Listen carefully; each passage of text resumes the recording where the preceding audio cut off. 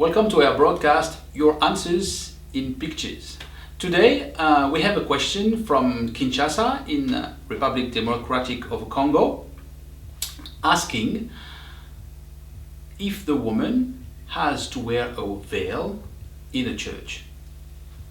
So for that we're going to go in the passage where Paul is talking about it and where there is a lot of talking about it in churches, in communities.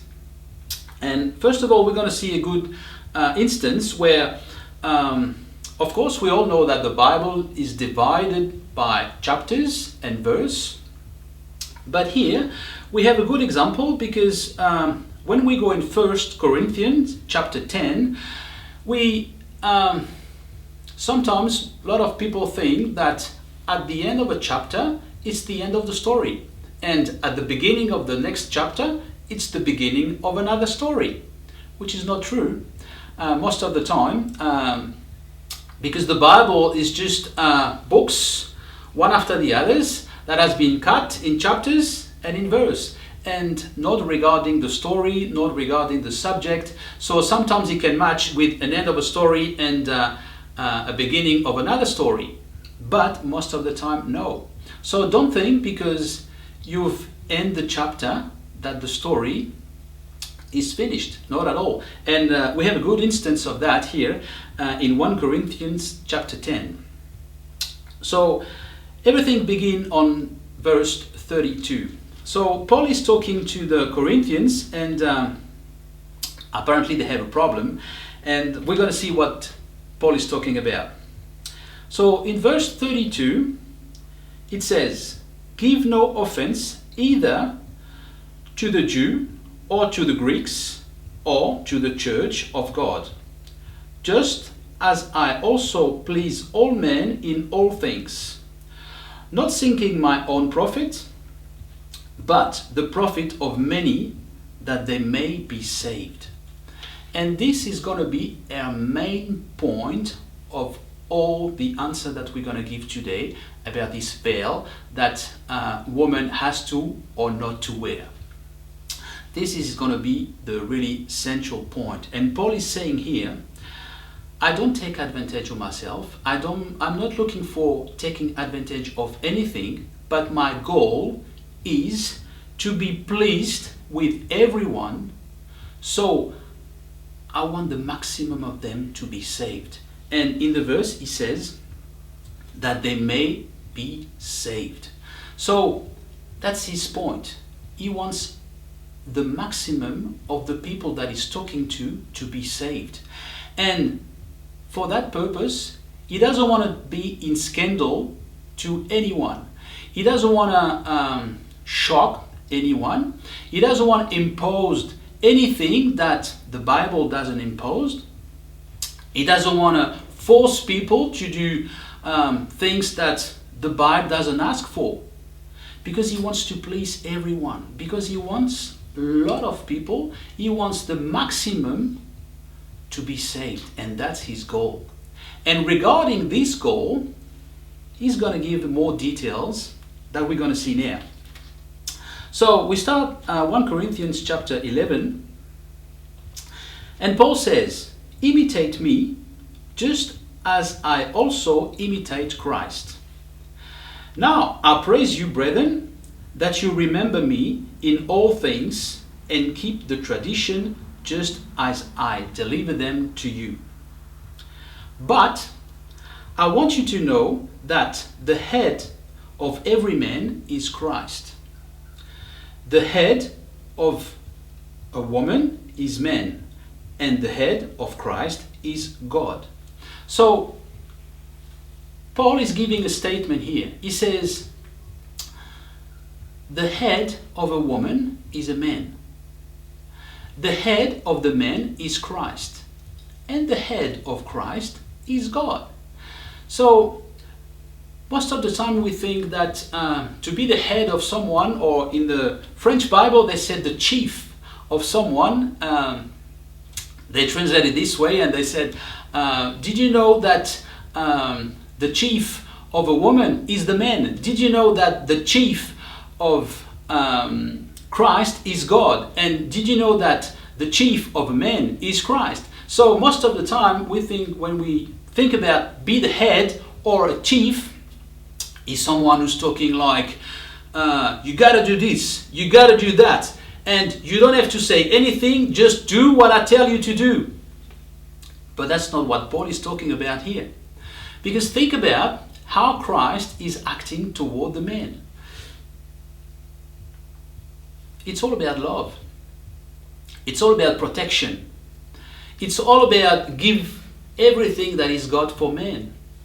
And that's the way it should be between men and women. He's giving protection, so man should give protection to his woman.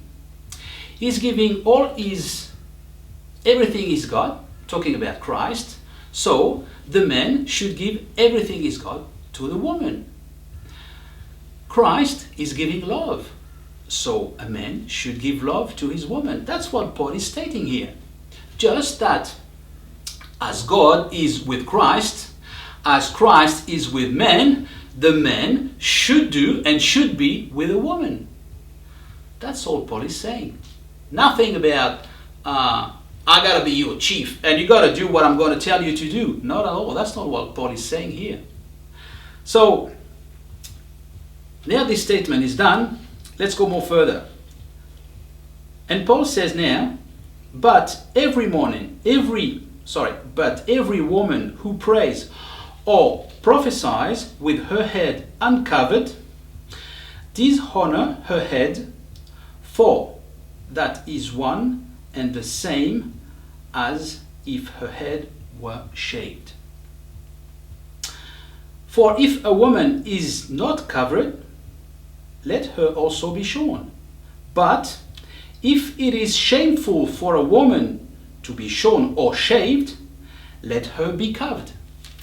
So, what Paul is saying here, most of the time it can be tricky to understand the way that Paul is talking, because most of the time when you want to explain something, he put a statement here and then he goes to another subject and then he go back to the statement and give another subject and then go back to the first statement and give the answer, and so on and so on. It's like a circle. So it can be a little bit tricky, because if we are not used to that kind of writing or kind of talking, because or it was probably more writing than talking there, because that was a letter. So if we are not used to that, we can misunderstand things. We can miss the point and apply stupid things. So Paul is saying there that in the society where Paul was living at the time, that was a shame for a woman to be uncovered, to put a veil on her head. To not put a veil on her head, sorry. And that was the habits in the society, that was the habits in the church, also in with the Corinthians. And Paul is saying, I'm just putting here a statement. You know that in the life that we are living today, it is a fact. If a woman is uncovered, it's a shame for her. And then Paul goes on and says, just after that, for a man indeed ought not to cover his head, since he is the image and the glory of God. But woman is the glory of man. For man is not from woman, but woman from man. Not was man created for woman, but woman for man. For this reason, the woman ought to have a symbol of authority on her head because of the angels. So Paul is saying here that this is what happened in our society today. Paul doesn't give a command that all the women have to be covered when they prophesy or when they are in the church. No, that's not at all what he's saying. It's all regarding to the first point. You remember the main point that we have at the beginning? Paul wants to be pleased with everyone, so the maximum can be saved. He doesn't want to shock anyone. And regarding that, he's just giving statements of the society at the time. Just saying that, you Corinthians, that it is a shame today for a woman to be uncovered, because that's the way it is in our society. That's all he's saying. Paul doesn't give any command for the future and saying, oh, I want all the women to be covered until Jesus Christ is coming back to take all the Christian with him. That's not what he's saying. He's just giving statements at the time. That's all. And then he goes on when he says, nevertheless, neither is man independent of woman, nor woman independent of man in the Lord.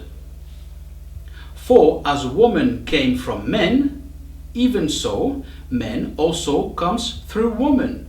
But all things are from God. Judge among yourself. So again, he's just giving a statement. He says, well, okay, the woman is from the man, because when God created Adam, he said, well, I'm going to give a helper for him. So from Adam, he makes Eve. But Paul is stating another thing. He said, without the woman, man can't exist. Because if we didn't have any woman, we couldn't have any man. Because today, yes, from the beginning, Eve comes from Adam, but now, because things goes on and on and on, every time a man is born is from a woman. So Paul is just stating again that woman and man are equal. Because if a woman was coming from a man at the beginning, today, without the woman, we can't have a man. And he says, judge yourself. Just examine what I'm talking to you, what I'm telling you. Men and women are the same. So, women, yes, in our society, they have to be covered, but that's because that's the way, that's all. But today, in 2015, it's really stupid to do that. There's no point to do it. Because Paul didn't give any command, didn't give any instruction that women has to be covered when they are in the church. Either when they are out of the church.